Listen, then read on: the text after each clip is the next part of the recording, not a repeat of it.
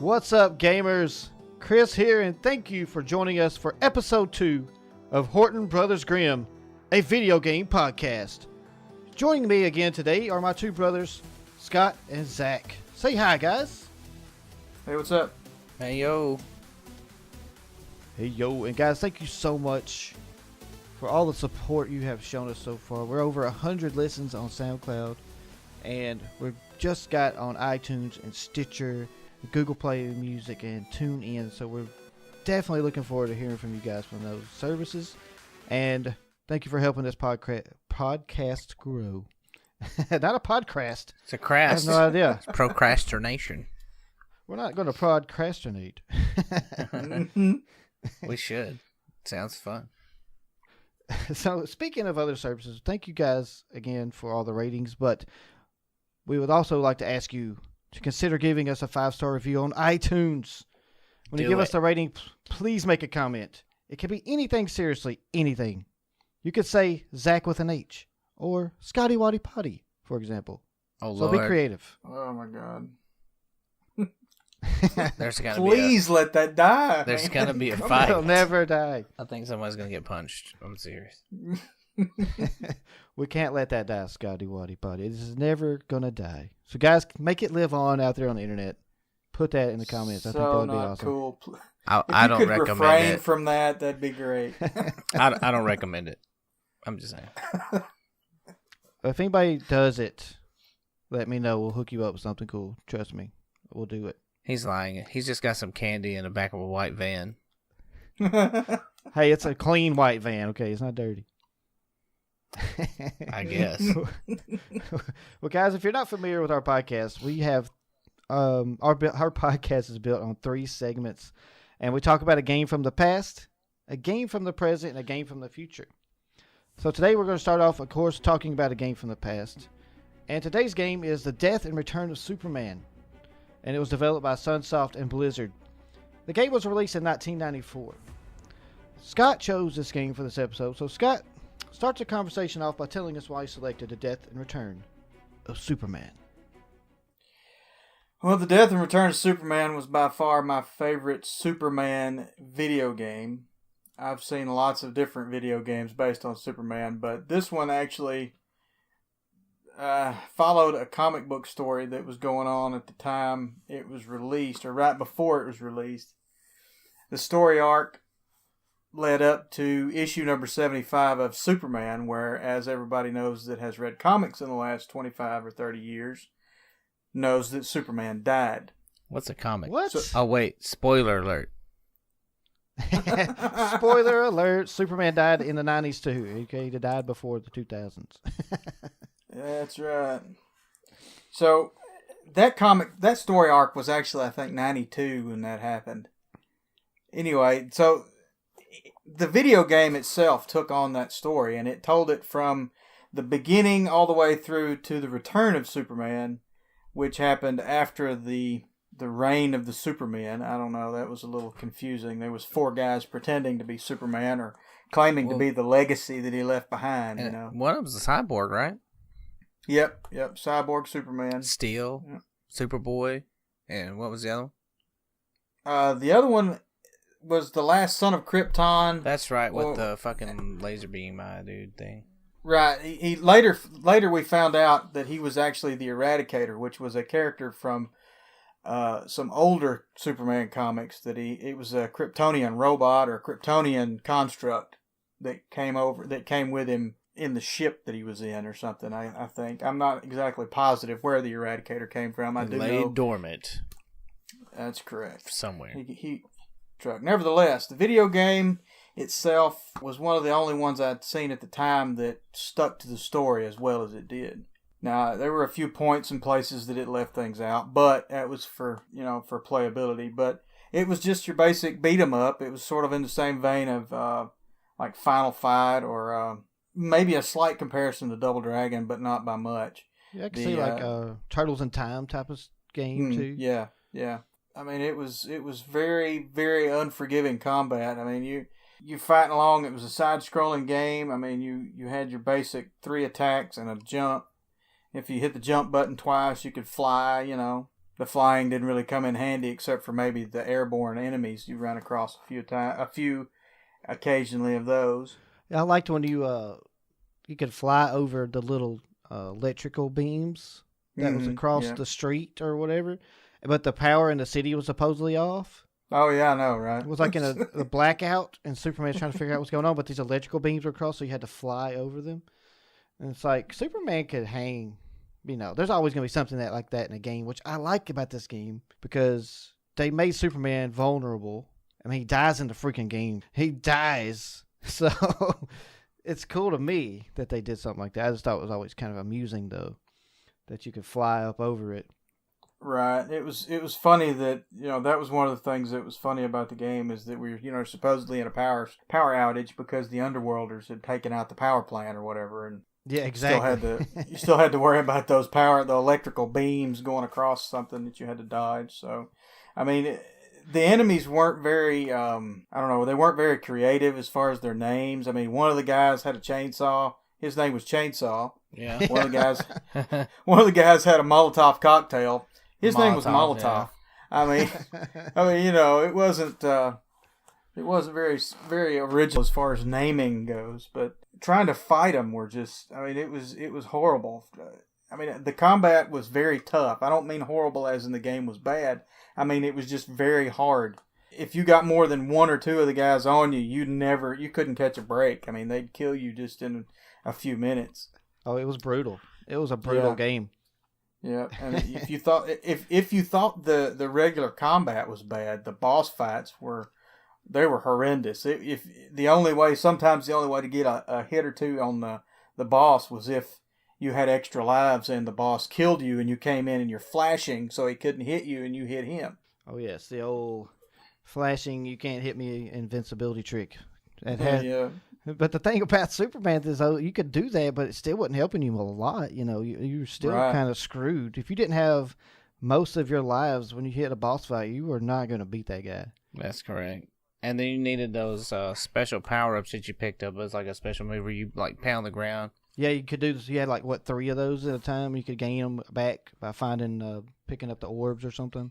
Now, I did some research on the 4. You got the Eradicator was the last son of Krypton. And where it came from was apparently there was an alien race that sent out these little devices into the universe. One ended up on Krypton. And the Kryptonians killed all the aliens that showed up. And they corrupted the device. So that's how he ended up turning into, or having the knowledge of what Superman had and stuff like that. He was I don't know. I guess he was developed out of when Superman died. It was really weird. I don't know.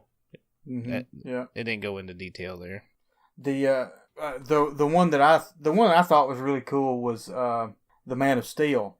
I mean, later he got his own comic series just titled Steel, but his name was John Henry Irons. Yeah, and I mean he was just this big guy who built a suit of armor and used a freaking hammer. So, I mean, it was sort of playing off the legend of John Henry, the guy that tried to race the steam driver that was with the railroad.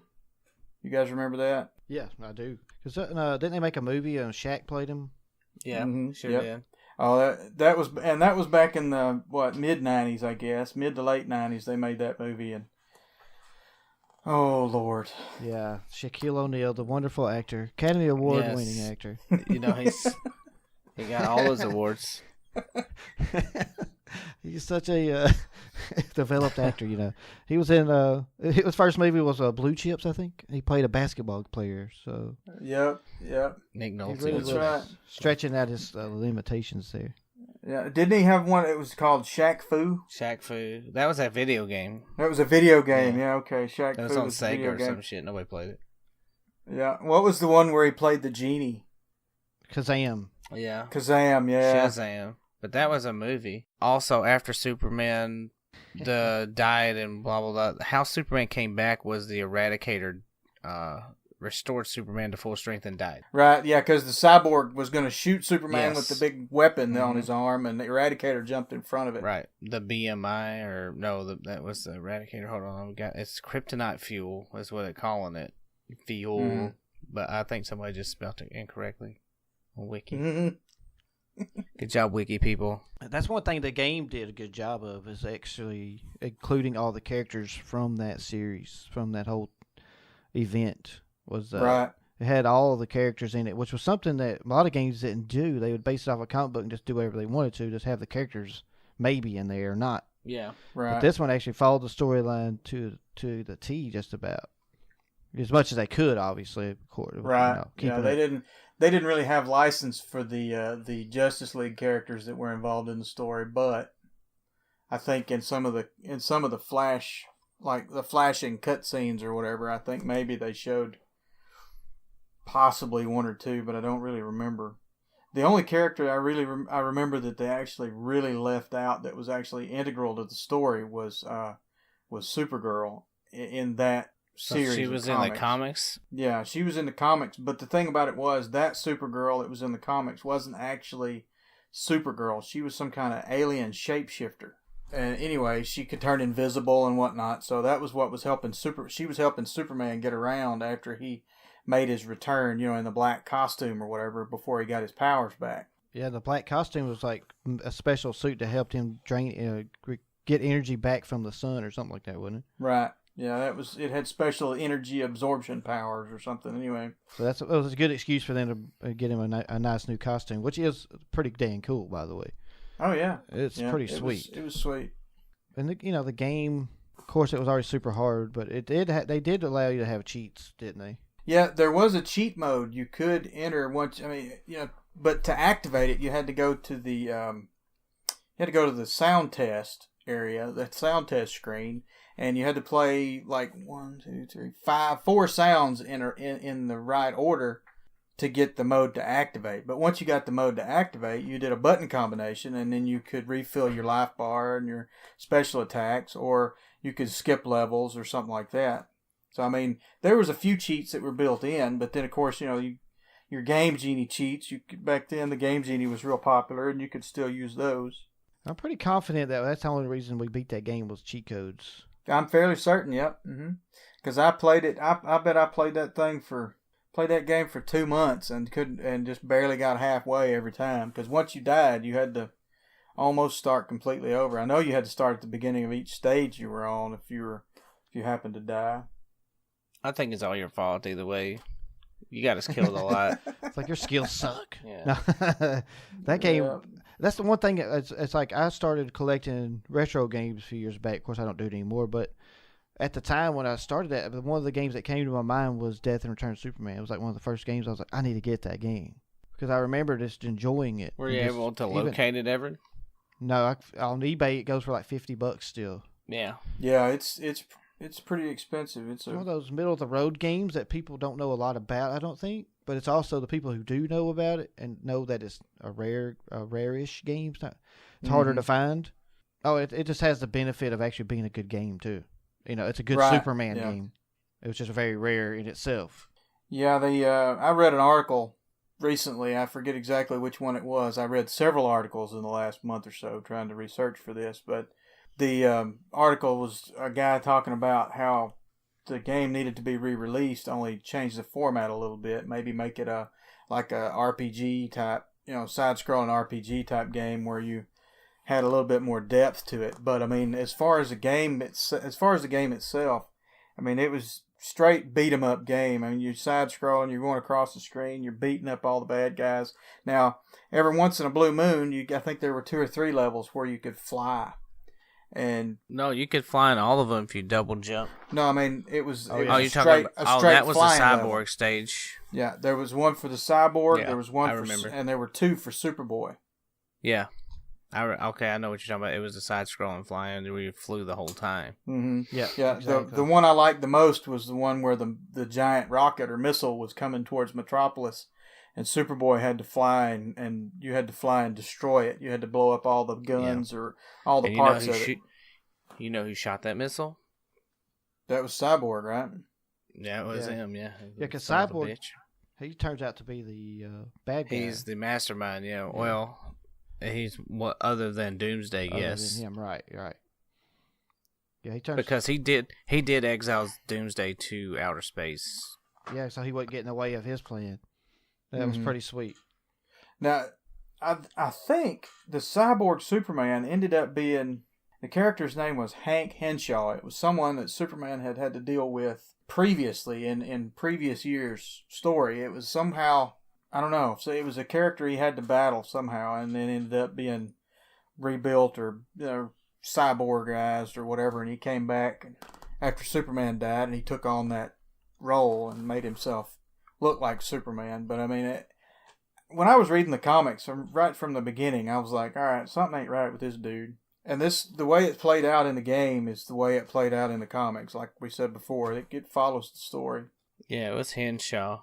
The reason I wanted this game, though, to begin with, was because I was a big Superman fan, and I was a comic book collector at the time. Damn nerd. Yeah, I was a nerd. Nerd alert! Oh, wait. We're all nerds here, I think. It's possible. But yeah, you were a huge Superman fan. You had, obviously, you collected a lot of comic books, and I remember when those came out. It was Don't quite. You still have your comics, or did you get rid of them? I still have most of them. I have the ones that were really important to me. But now I collected a bunch of comics over the years. I even bought, some of those. You get the grab bags at the flea market or whatever, just to see, just to see what was in them. So I mean, I sold a box full a few years back at one of the little flea market thing. It's a flea market that we set up. That I sold a box of them for like $50, man, and I made a little bit more than what they were worth. So that's always good. Turn a profit. Yeah. Yeah. That's what I'm down for. Making money. Right. I'm just looking to see if Superman that game. Yeah. So if you're a Sega Genesis fan, guys, don't worry. You can play Death and Return of Superman. Just to let you know, it's on Super Nintendo and on the Genesis. Just a crappier version if you plan on Sega Genesis. The sound effects were not as good on the Genesis. It didn't. I don't know. It just didn't sound like they had as much. They didn't put as much work. I wasn't a big fan of Sega Genesis back in the day, but we also didn't have one that are just readily available to play. So right. Now, one thing Genesis had on the Death Return of Superman is their graphics were a little crisper, a little sharper. That's true. Yeah, now they did the graphics a little better for the Genesis, but as I said before, the music track was a little different, and the sound effects from the like punching and the guns and all that stuff in the game, it just didn't sound right. Oh yeah, and to me, I would take that. I would take better sounds with a little less graphics every time, because it just builds up the sounds are really kind of immerse you into the game. Mm-hmm. And see the Super Nintendo, for what it was just, I mean, it was just a really good system. It was solid. And so they did a really good job with it. It did a good job of running that game, and the game was just, I don't know, it was a lot of fun to play, even though it was super freaking hard. Oh yeah, it was like I said, one of those games that I think of when I think of Super Nintendo and the things we used to play. That game always comes to mind. Yeah. Because I know we all had a great, like when you were collecting Superman comic books, I was very interested in it too. The Death and Return of Superman, or the Death of Superman at the time. Yeah. And I know I was really interested. Zach, what about you, man? Well, I like the game. I still am not much of a reader unless it's like something I'm really interested in, more like technology and things like that. So, yeah. Yeah. So, cool. For anybody that's a DC fan and familiar with the story, if you got the extra $50, go ahead and get the game. I mean, because it's worth playing. And even if you're not familiar with it, if you know somebody that has the game, borrow it and play it. Because, it's like I said, it's a lot like Final Fight. It's that kind of game. And Spider-Man, they put out a Spider-Man game a few years after that was along the same lines. It was called Spider-Man Venom Maximum Carnage. You guys remember that, right? It was just Maximum Carnage. Was it just Maximum Carnage? Yeah, it was Maximum Carnage because it dealt with Carnage and Venom and Spider-Man. Oh, yeah, I remember that one. There's a red cartridge. Right. Yep. They did have a special red cartridge. So yeah, what you're saying, Scott, is you definitely recommend that anybody who's a Superman fan or just a fun video game fan pick this game up. Right? Yeah. If you're into retro games and stuff, give it a shot. It's a neat little game. Oh, the Venom Spider-Man game you're thinking about is Separation Anxiety. So, and it was on the Genesis and Super Nintendo. Right. Yeah, because they had a couple of games like that. Yeah, and it was the same side scrolling beat 'em up as the Maximum Carnage was. Yeah. So anyway, like I say, I recommend it. I mean, it was Sunsoft Blizzard collaboration. Blizzard always did a pretty good job with the console games that they had involvement with. I was impressed with the game. It was good. I mean, it was arguably the best Superman game created for the console, in my opinion. I'll piggyback on that point is if you want a good Superman video game, this is it. This is probably one of the best ones, period. Mm-hmm. Yeah, I would say this is the one you go with. Don't play any other ones because they just piss you off, especially the Nintendo 64. Yeah, that's a hunk of garbage. Oh my gosh, that game was a rage fest. It was horrible. Dude, you couldn't even get past the first stage. You had to fly through stupid ass rings, and there was no point in it. Nuts. I don't remember Superman doing like a relay race through rings. I don't. Yeah. I don't know. Well, it's like you got through the rings, and then Lex Luthor was like, "Oh no, you better come and get this car and pick it up before I blow it up." It's like, "Oh no, Superman, hurry!" And then you only had like 10 seconds to go over there and do that. Yeah, wasn't that one based on like the Superman animated series? Yeah, I don't know. Kind It of. was based on total. Yeah, it was bullshit, a loose interpretation, I think, a loose adaptation. it's like they It's took definitely a loose stool. yeah Yeah. they took a poop and just crammed it into a cartridge. That's all they did. It was diarrhea It was bad. of somebody's mind. I don't know what was going on, but I hope that person got fired. I'm just- Needless to say, if we ever have a episode where we talk about bad games, it's going to be probably the first one we talk about. It's going to be on the list. Yep. All right. Well, I guess that kind of wraps up our Super Nintendo, aka Genesis, aka no, wrong. That wraps up our. Let me start over. How about we just take a break here? Because it seems like Chris is a little discombobulated. Yeah, I'm off center big time. Well, guys, we'll be right back after this commercial break, and we're going to be talking about PlayStation VR, baby. See you after the break. Okay, gamers, Chris here again. Did you know you could get a curated bundle of games worth over $100 for just $12 a month? It's true, and Humble Monthly does just that. Use our partner link, tiny.cc/Horton Grimm. Click on the monthly tab and sign up today. If you're a first-time buyer, you will receive 10% off your first purchase. Don't worry, they don't send you worthless games. No siree. Each game is selected based on user reviews on Steam. Only positive reviewed games qualify. Remember, use our humble link, tiny.cc/Horton Grimm, to check out Humble Monthly today to get awesome games, support charity, and support this podcast. Now, back to the show.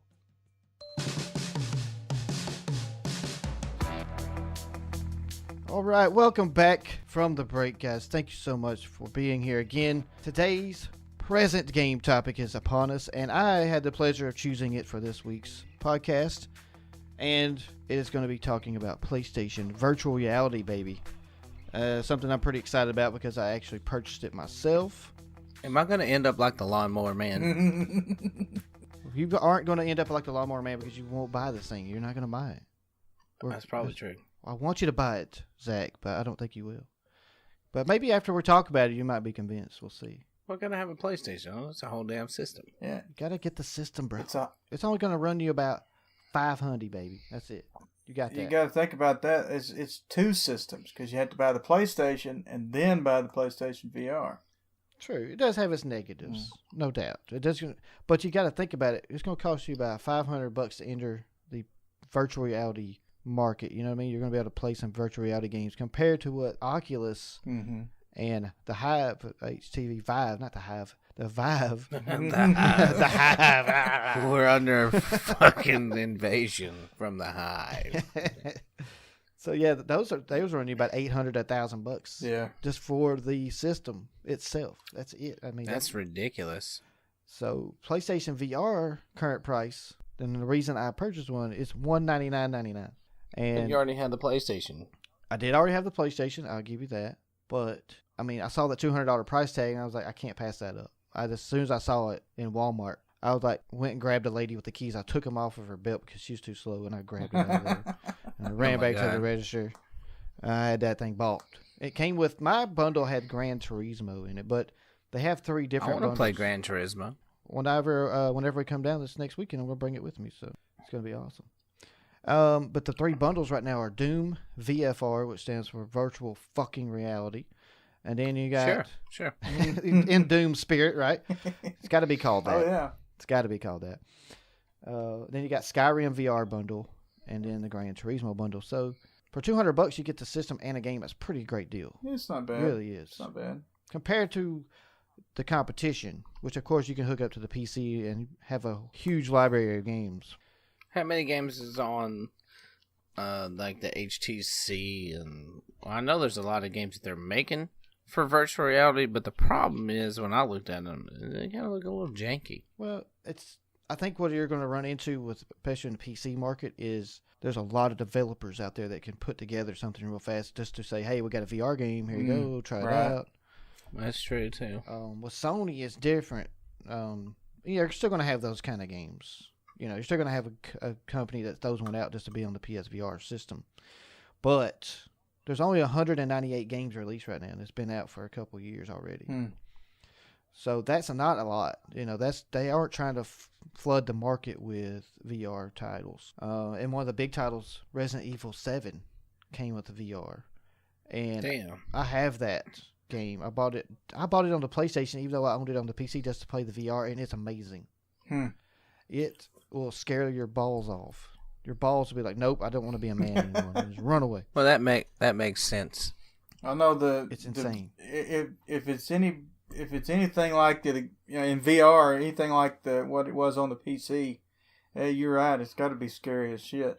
Oh my god, dude, it's bad. I have to quit playing it like after 30 minutes. And this girl at the beginning, where the girl's trying to stab you in the face with a knife, it's just right there. You just see the point of it right in her eye. I'm not afraid to tell you that I had to go change my pants. Okay. But it's pretty sweet. I mean, they've done a great job. Capcom nailed the VR in that. It puts you into the game. It looks real. It looks freaking real. Nice. And another thing about PlayStation, they do have a lot of games planned right now. They do have a lot of games planned for the VR system. I think right now they have 372 planned. So over the next year, there's going to be 164 games or something crazy like that. Wow. Coming out. You know, that's a lot of titles, yes, but there's a lot of cool titles coming out.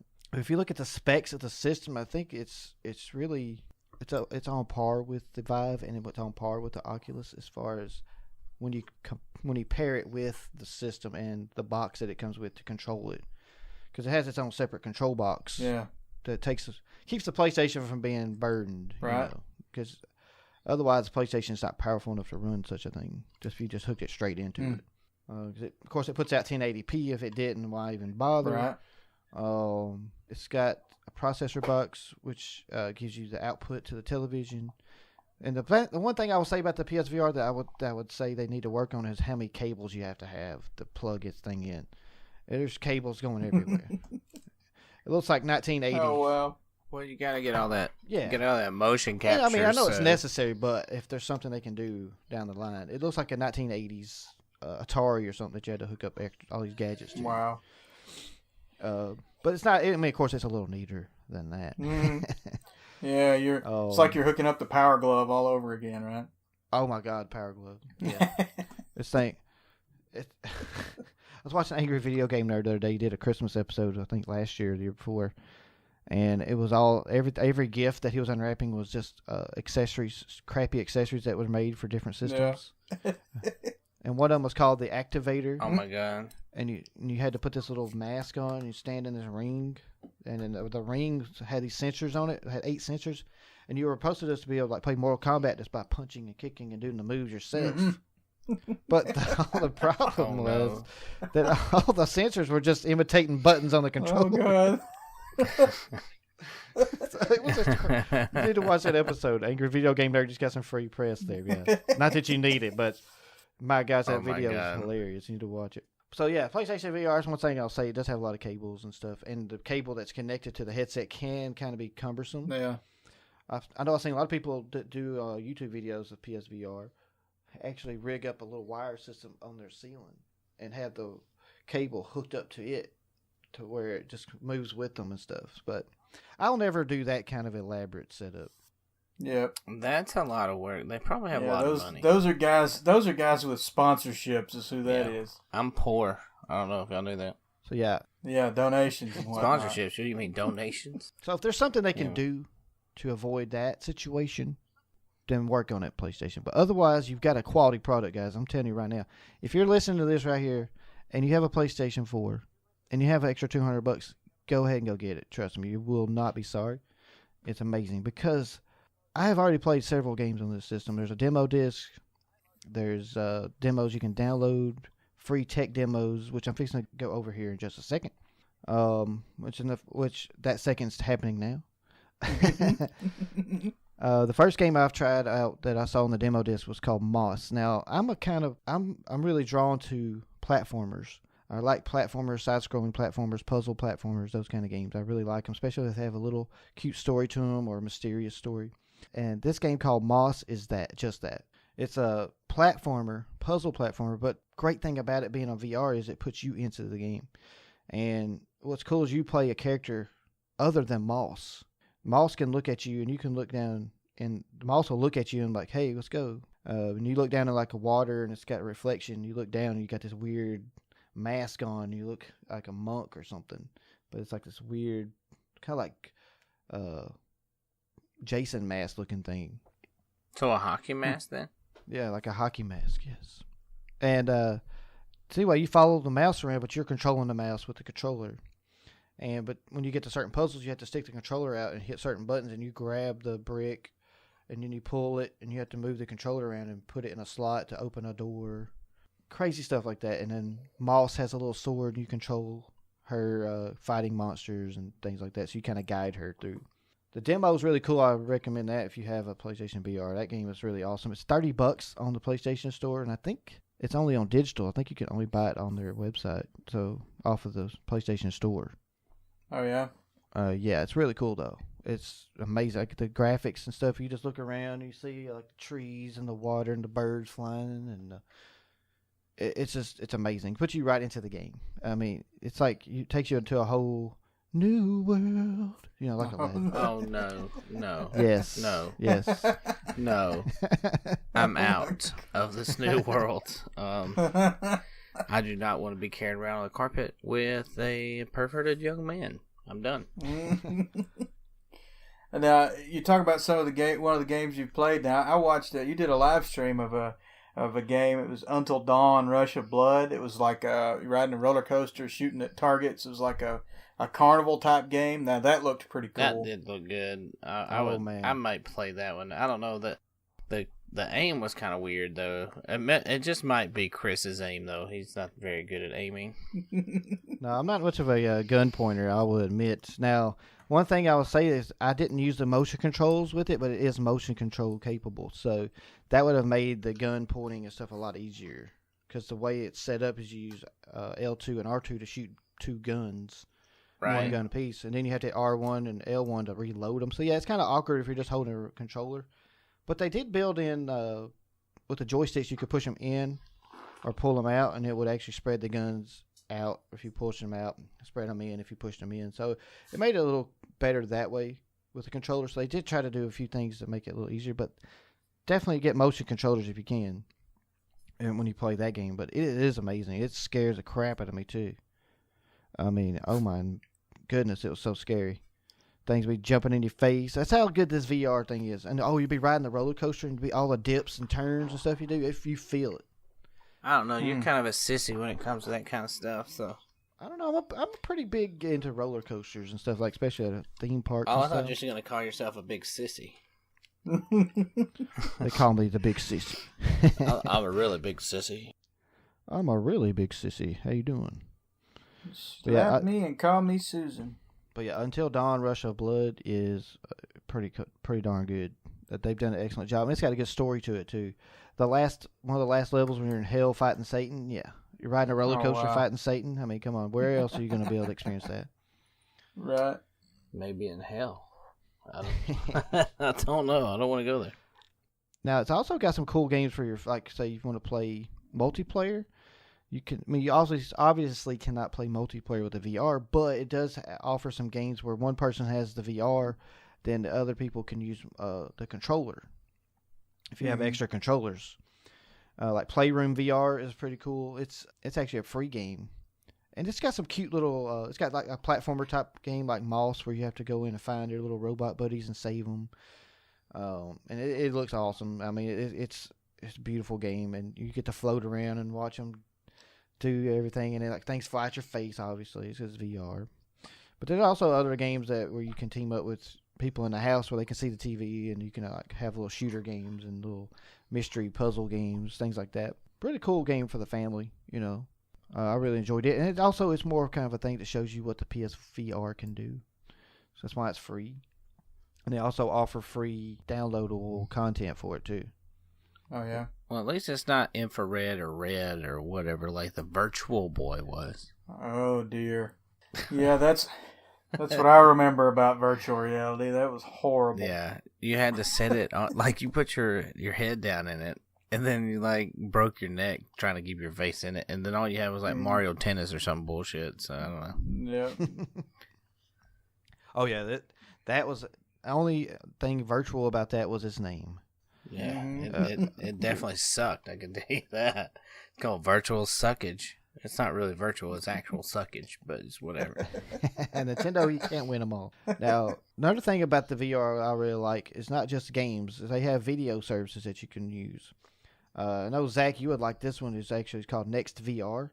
And What's that? It's actually lets you watch live sporting events with the VR, and it puts you right there in the game. Like you're on the sidelines, you're behind like in a basketball game, you're on the sidelines. You can see the coach walking up and down the sidelines, the players running up down the floor, referees looks like it's fixing to run over you. And but when there's like a cool play happening at the rim, they put you behind the rim, the camera changes automatically. Mm-hmm. So you're right there, like someone's just slam dunking or somebody shoots a three and nails it. I mean, it's a really awesome view. But the one thing you would like, Zach, is the WWE, baby. It's got WWE live matches. WrestleMania. You could watch WrestleMania on the VR. What the hell? I want to watch this now. They got cameras like on the turnbuckles, on the side of the ring and stuff. You're right there in the action. Like one time I was watching a little replay of clips from one of their pay-per-views, and one of the hot girls comes in and had a match, and then she's like jumps up on the corner turnbuckle. They actually hooked this camera up where they celebrate on the turnbuckles. Oh, wow. And so the girl gets up on the turnbuckle and she's like celebrating, and it's right there in her crotch, man. You're no. If I was a gynecologist, I could have definitely gave her a prognosis. Oh, well. Hopefully it wasn't negative. But the disadvantage to that, obviously, is guess what? The guys celebrate there, too. So Yeah. Oh, no. You get all the junk. if I could have reached up there, I could have told him to cough and see if he had a hernia or something. Great. Oh, my eyes. My virtual eyes. And they have like live concerts and NFL games, hockey games, all kinds of games, baseball that you can do experience in virtual reality. And it really does put you right there in the game, man. It's really cool. A lot better than going to the actual stadium and watching it, in my opinion. That's one of the ones I've played with the most on there. I did actually get a chance to use one called Very VR, and it is a safari game. Like you go into, you're in Africa, and it's got like, okay, you want to go look at the hyenas, and it takes you to the hyena, and you watch the hyena come up upon this dead zebra carcass that lions had tore apart the day before. And it shows you the hyena comes up to the camera and like starts sniffing on it and stuff, and it's like right in your face. Then it goes over and just starts picking at the zebra carcass, and there's a little commentator lady that's talking to you, and of course she gives you like little sad facts about the hyenas, that they're 10% of them are gone, and blah blah blah blah. So it kind of gives you like some information about how they're endangered or they're not, but why they're at risk, stuff like that. But it's really cool. It puts you right there, man. It's like you're sitting there in front of a dead zebra carcass, and it's bloody and disgusting, and you watch a hyena start devouring it. The hyena can eat every part of what's left: the bones, the hooves, the Gross. skin. It can eat everything because it's got the strongest bite of any animal in the Oh world. shit! Well, I definitely want to stay away from them. So where are they? Yeah. Where are they from? They're in We'll go Africa. there. Yeah, we're not going to Africa. Exactly. But me and my wife actually sat down and did that this weekend. We played the Very VR. It was like $10, and we got to see elephants eating like acacia trees. And the little elephant come up to it. It was funny as the elephant come up to the camera and was like noticed it and sniffed it, and all of a sudden it went and ran the hell out of there because it was scared. And you sit there and just watch this huge beast eat. Hey, how'd that go again? Oh my god, I think that's a dead horse or something. Then it went like it went dun dun dun dun dun. Wow. Those are Looney Tunes. I think you were watching that. I think the funnest one was the monkey. You had to shake the controller, and it says if you want to feed the monkey, shake your controller. And of course, you shake the controller, and this piece of watermelon falls down from the tree that's hung up there by a rope. And it's like a round piece. And these two monkeys come up there, and the female monkey comes up to it first and starts eating real fast. And then the commentator's like, it asks you a question. It says, who do you think's more aggressive, male or female monkeys? Or this type of monkey. I forget the name of the type of monkey, but of course you pick male, and it's like, that's right. So after you hit that, it shows the female all of a sudden snatches off a piece and runs away, and the male swoops down from the tree and grabs it. He takes over the situation. He's like, no, bitch. my watermelon, motherfucker. Taking my food. That's my shit. Surprise, motherfucker. But the female monkey actually got a pretty good chunk and was over there eating it, and he left her alone. So it was pretty cool. But yeah, I recommend that very much. It was on my list of things to actually watch, but now since I've gave you my notes, I've actually experienced it, and it's really cool. They actually have a second one that's supposed to have a lot more to it. It's like $20. It's supposed to show you like fights and animal fights, all kinds of stuff. So that to me that's a kind of exciting for me. It's worth $200 is all I'm saying. That's why I wanted to talk about it today, because it's just the PlayStation VR is well done. They're putting out a lot of cool things. Some of the stuff I want to experience. I'm just going to mention one thing that I have on my list here. Or actually two. I'm going to say two. The one that I'm really excited about, which is actually an experience, is called the Chernobyl experience. Chernobyl? That sounds awful. Isn't that like a ruins area? There's like a nuclear waste, mess the whole area up. But it takes you on a virtual tour of the place. And to me, that's pretty interesting. They say it's haunted or something. It takes you on a virtual tour of the contaminated wastelands. That would be interesting to see. Yeah. The one I see on this list I wouldn't mind checking out is the Justice League VR. That's right up my alley. Who could have thought that was coming? Now it does look pretty cool too, Scott. It's you can do Batman, Wonder Woman, Superman, the Flash, Aquaman, and Cyborg in their own missions. And that'd be pretty cool. And it's based off the movie that just came out last year. Movie. And the other thing that I saw was pretty cool is this software you can get for your PC called Trinus, Trinus PSVR. Trinus PSVR. This thing is $18, and you buy the software, and it teaches you and shows you how to connect your PlayStation VR to your computer, so you can access Steam games with your PlayStation VR headset.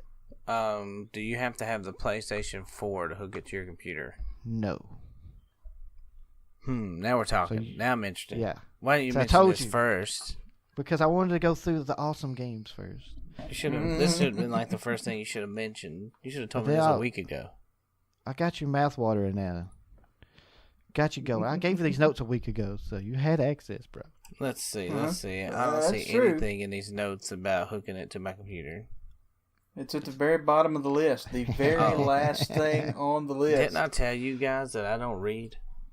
Well, this time it would have paid off if you had. Well, I'm just saying, I only read stuff that's like interesting to me, like, I don't know, technology stuff. I guess technically this is technology, but it's technology. PlayStation VR, baby. Now, But how much is the Trinus PSVR? it's $18 for the software, and it actually gives you access. Is this to... hook in like the? I'm sorry to interrupt you. Does the That's PSVR hook in with like USB cables? Yes, What the fuck? and HDMI cables. So it's HDMI, all I stuff you don't can have hook a up to your capture computer. device. It's also, it shows you, actually, I don't think you need a capture device. It shows you how to hook it up in the software itself. It actually has a step-by-step process of how to hook it up to your computer. The only downfall of the whole software is that you cannot hook your motion controllers up to play the VR games. So you got the games you want to play are the ones that can only be used with controllers or have access to controllers. So you can use a controller on the VR game. You can play it with this PSVR hooked up to your Windows PC.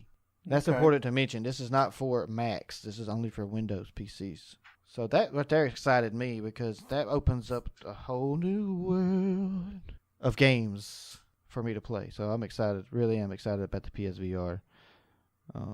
I can't believe it's already $200. It's only $200, guys. Come on, get that thing. Well, guys, y'all have anything to add to the PSVR conversation? Not really. I don't know much about it because you're the only one that owns one. You're killing me with this thing. And I know. Once I get to play it, I guess I may or may not like it. The only experience I've ever had with any kind of virtual reality recently is those Samsung headsets that you put your Samsung phone in and you stare. You put basically it puts a 6-inch cell phone screen so close to your eyes, it's insane. So it's like old Greg with the Baileys, okay? Yep. It's the closest you can get to Baileys without your eyes getting wet. You know, it's like really, really close. So I've never even tried one of those before. Never even considered it because I didn't think it would be worth the time. But I don't know. I've heard people say it's not bad. Well, it depends. As long as you get the name brand one, then they're not horrible. But at the same time, it's still not what you expect from something that calls itself virtual reality. You know what I mean? Yeah. Oh yeah. And that's something I think you definitely can take a concern away with the PSVR. It's legit. It reminds me, like we talked about before, I think, you go in the mall and they had a little big machine set up you could get into, and it shook you around a little bit, but it actually was pretty cool. I mean, it felt like you were doing what it was showing you. It felt real. The PSVR does that for you. You just sitting in a desk chair in your home. It's really impressive. All right. Well, I guess since we don't have anything else to add to the PSVR conversation, this will be a great time for us to take a break. When we come back, guys, we're going to be talking about a future game called Death Stranding, and Zach picked this game, so he'll be leading off the conversation. I guess. Stick around. If I want to. He might not want to. We'll see. We'll fight through it, though, guys. So stick around. See you in just a moment. What's up, gamers? Chris here. Do you like to pay what you want for bundles of games while also supporting charity? I thought you might. At Humble Bundle, you pay what you want for great content and support charity. Plus, when you use our partner link, you'll be supporting this podcast too. Use our Humble link, tiny.cc/HortonGrimm, when you make your purchase to get great games, support awesome charities, and support this podcast. Remember, use our Humble link, tiny.cc/HortonGrimm, to support this podcast. Now back to the show.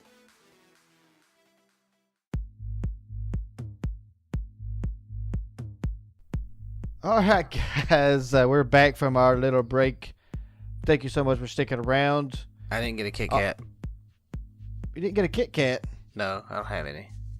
Well, I'm sorry. This break's not for you then. That's it. For everybody else. Son of a... Guys, it's time to talk about our future game topic. And this topic, of course, was picked by Zach. That's what I do. That's what I you pick do. things. He picks things, including his nose. Maybe his butt. We're not going to accuse him of that yet. That's gross. So, Zach, what game did you pick, my friend? The name of the game is called Death Stranding. It's a very interesting title as well. Would you like to know more about it? Yeah, what made you interested in this game? Well, in some of my spare time, I like to do YouTube and Twitch, and most of the time I watch YouTube or just watch interesting things that's coming out. And this was in a compilation video that I was watching that was talking about some future games that were coming up. It was like an E3 thing, but it was announced back in like 2016. You really haven't heard anything else about it. Not even now. There are only like 3 trailers out for the actual game, and they're just trailers. You don't get any kind of gameplay. You just get some descriptions on like wikis and stuff like that, where it tells you, it's going to be an action game. It's going to be open world. It's got some weird mechanics, like when you die, you don't really die. You can like go back and like pick all the shit up that you dropped and find your body. You go into like this underwater upside down place, basically, is what it's referenced as on some of the stuff I was reading. Some other weird, I guess, elements. There's like rain called like timefall, but it ages you, or ages whatever it hits. Like in one of the trailers, it was like raining down on this guy that was pinned by like a little, I guess it was a vehicle of some type, and you could see him getting older while the guy was trying to get him loose. It was just weird. And then there was like this thing on his back that kept like pointing to where some kind of invisible thing was. It looked like it was something maybe coming from that other world or wherever when you die. So it was like pointing and different things like that. So who knows if that's going to be an element of the game or not. I don't know. Well, I know the trailers had this weird little babies or something where it was like... Dude, I couldn't tell you what that is. I have no idea. But yes, it does have a little baby that walk around the pod. Like in one of them, like some of the actors, and there's a director in here. I don't know how to say his name. I think it's Guillermo del Toro. I don't have no idea. Del Toro. Yeah, that guy. He's like in one of the trailers where he's running into a sewer. He has the baby on him. Now, Norman Reedus is like on. It looked like a moon, or I don't know what the hell they're on. It could have been just like a nuclear destroyed planet, or it could be Earth, nuclear destroyed Earth. I don't know. They're in spacesuits, but Norman Reedus is with these 2 guys, and one of the guys has the baby on him. I mean, it's just weird as hell, But it just seemed interesting to me. That's it's whatever. And further. I guess reading about the game and looking at everything, I kind of see where like the weirdness came from, because the guy that created Metal Gear Solid, I think his name is Hideo Kojima. Is that right? Yeah, did I get that right? That's right. Metal Gear Solid was some pretty crazy stories. I mean, it was pretty nuts. And but he made the game. He was with Konami forever, and apparently they had some problems. I don't know. Oh, no doubt. Custody issues or something, But he's doing his own video games now, which is pretty cool. And he was originally using the actors that he's using in this game for a game called Silent Hills that Konami gave him some crap about and made him pretty much just pissed him off by like shutting him down. Basically is what it is, and tying him up with lawsuits and different things like that. Yeah, Konami, for whatever reason, did not have any good things to talk about when it came to Hideo Kojima there at the end of his tenure with them. He's with them since the 80s. Yeah, like 86. He created the Metal Gear series. Every game that was made in the Metal Gear series, period, he made them. And what was funny is that the last part he did, they took his name off of the game. It was supposed to be a Kojima Studios production, and they took that off of the game, period. They just took it off. They canceled his Silent Hills game. Yeah, sure did. Yep. That was going to be awesome. People were so hyped up for that game. There was a demo out on the PlayStation 4. Oh, my God. Way to go, Konami, dummies. Then when Konami had issues with Hideo Kojima, whatever they were, Konami came in and took the demo off of the PlayStation 4, and people were selling their PlayStation 4s with that game still installed for like $700 or $800 to $1,000 just because it had that demo on it. Damn. That's crazy. That's how crazy it ended up where Kojima is now, making this interesting, wild, first-person shooter type of game that's got Norman Reedus, Guillermo del Toro, and Miles Mikkelsen, which y'all talked about. Yeah, well, I don't know if it's a first person. I just know it's an action game. It doesn't really give you a description of what it is, really. So it's just an action game, open world. Well, yeah, I guess I shouldn't have said first person shooter. It's but it's possible like it could possibly be third person since they're using the same game engine as the Horizon Zero Dawn. That's true. That's true. So what is it called? Decima or something like that? Something weird. Yeah, I think what you have in the notes is called Decima, but I can't really be sure. Yeah. But yeah, I guess it probably will be a third person type of game like Metal Gear Solid. I bet that's what it's going to be. No, that's Sony stuff, right? Or TBA, or I don't know. Yeah, Sony. Sony has the Horizon Zero Dawn engine, Decima. And they're letting him use it for free as long as if he makes any changes to it that improves it, that he shares those improvements with them as well. So that could possibly change Sony's game development all the way around. I hate to say something bad about Sony, but they made a game. It was what was it? Was it DC Universe? Did they make that game? That was, God dang, it was awful, man. And it was supposed to be a an MMO RPG, and I beta tested it for a while, and like, man, the graphics were just so choppy. You would teleport around the game, stuff like that. So hopefully Kojima can help them out with that Zero Dawn engine. I'm not saying that Zero Dawn engine, that game looks badass, and I really would like to play it, but I don't own a PlayStation 4. But at the same time, I'm really excited about the new game that's going to come out. So it's hard to say whether I'll buy a PlayStation 4 or not, since it's probably going to be on the PC too. So I'll most likely get on the PC. Yeah, I think that would probably be a good idea, because I think that's what they did with Metal Gear Solid. You could get it on PC or PlayStation. But the last ones that came out, I know that for sure. So Hideo Kojima is, got his own studio now, and he had actually got a Kickstarter set up for this game, Death Stranding. He did a Kickstarter, and he raised the money within 24 hours. Oh shit! of putting it up. I mean, people are so in love with games by Kojima that they're gonna back anything he does. I don't blame him though. He made some good games, so he has. And this game, Death Stranding, looks very, very interesting because with Norman Reedus starring in it, Guillermo del Toro. I mean, those are huge names. Right. Yeah. The trailers of the games are. I mean, even as cryptic as they are. I mean, but they're phenomenal. I mean, they look really good. The video rendering that they used. I mean, when they made them, it's beautiful. Yeah, one thing I recommend if y'all haven't seen it is go on YouTube and look for Hideo Kojima Studios, like a tour of it, what they've done, and oh my gosh, it's so cool. It's so cool. It's in Los Angeles, and it's amazing. It's crazy what the stuff they have set up in there. It's like 100 people. Got a huge cafeteria thing and they all come and eat together every day. There's just like a sense of community within the studio. And he has he has game developers working there. He has musicians.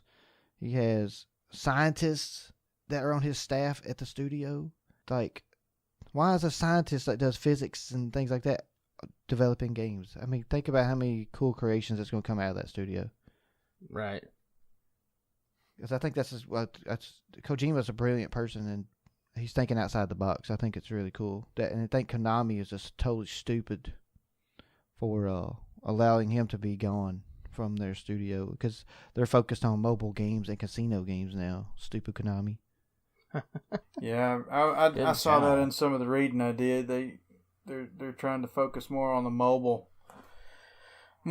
games, because they think that's going to be the way to go. I don't know. I mean, I understand, mobile games are going to be big, but to completely throw away the history that Konami has in games. Mm-hmm. Think about Contra. The Konami code, for crying out loud, I mean, they made Contra. They made Gyrus. Okay, so I found something about the babies. Oh, here we go. Let's hear the juicy baby story. It's saying that the babies are clones of the people that are carrying them.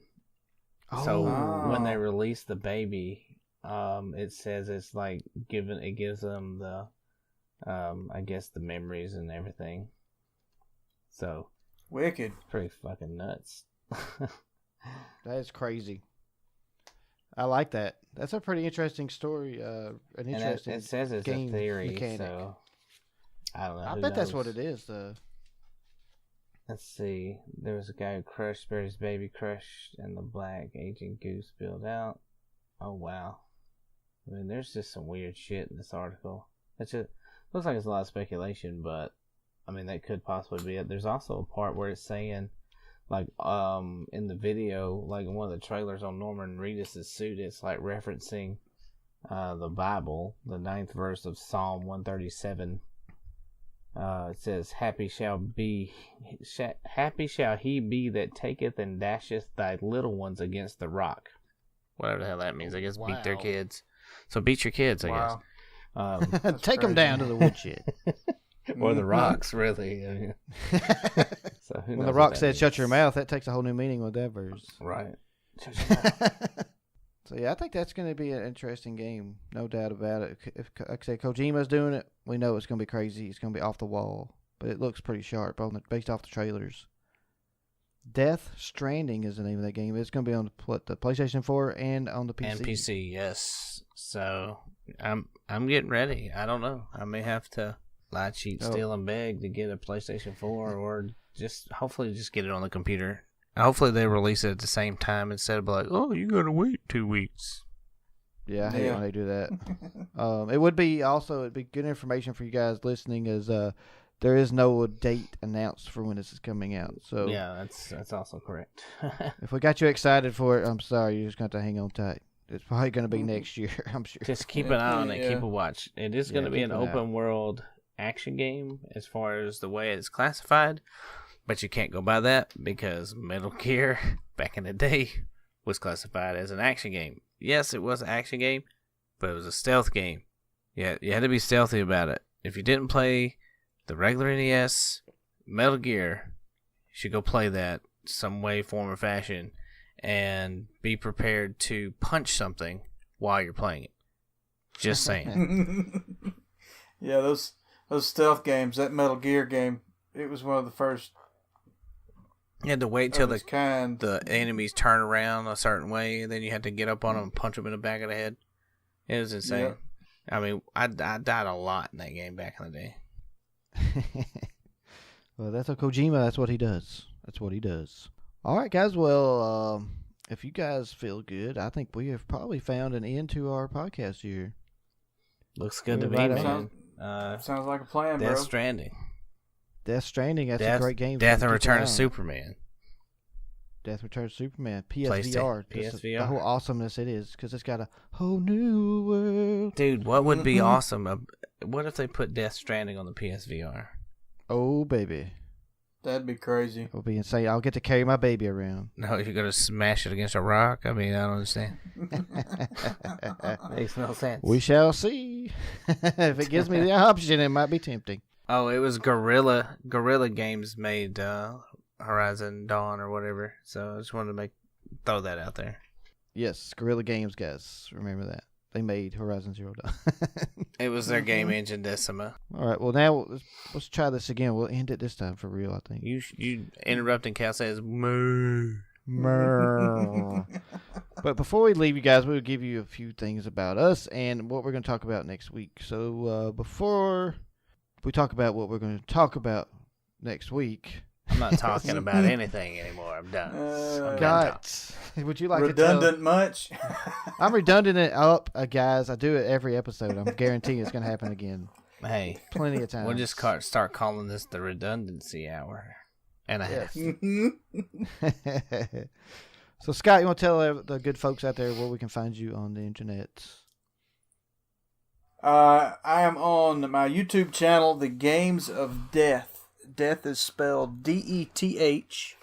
There you can see some videos that I've recorded. Should be adding some new ones soon, I hope. But stop by and check it out. I'm also on Twitter at DeathDealer3. That's my screen name on Twitter. Shoot me a tweet. I'll answer you back. shoot you a tweet, the bird would be scared. Tweet. Oh. So Zach, it's your turn. Tell everybody what's up. Where to contact you, bro. Listen. You got to stop by YouTube. I'm there as Genova Destro, all one word, I think. And then Twitch, of course. What the crap? I'm also Genova Destro on Twitch. I stream a bunch of stuff. Stop by there, especially late at night, usually around 10 p.m. Central Standard Time. Let's see what we got. Oh, and Twitter is also at Genova Destro. So everything should be Genova Destro, and Genova Destro. And if you can't figure out which one that is, it's Genova Destro.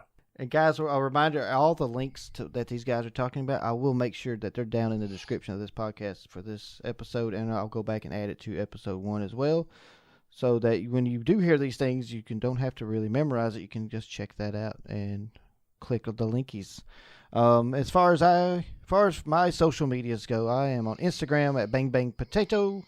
I am on YouTube as Bang Bang Potato. I am on Twitter as Bang Bang Potato 1. What? And that's confusing. Yeah, so confusing. Come check me out on live streams. I do live streams Sunday through Thursday. Try to mix it up with some retro games, VR games, and some current games on the Nintendo Switch mostly, and sometimes on PC. As far as our group social stuff is concerned, you can find Horton Brothers Grimm at Twitter at Horton Grimm. You can find our website, hortonbrothersgrimm.com. And we are also on Instagram, although we have not started putting pictures on it. It is at Horton Grimm on Instagram as well. Next week, guys, we're going to be talking about 3 games. The retro game is what, Zach? Zach, you picked this game. What are we talking about? It's Phantom 2040. Yeah. You may have remembered a movie called Phantom with Billy Zane. It's sort of based. That was a good movie. I enjoyed that flick. It's based off a comic, I do believe, but yeah, whatever. It's a pretty good game. I actually enjoyed it. So, guys, you got a heads up now what game we're going to be talking about. So go check it out and have your own opinions. You can let us know in the comments on iTunes. Scott, you've picked the game for next podcast for the present day game. What game is that?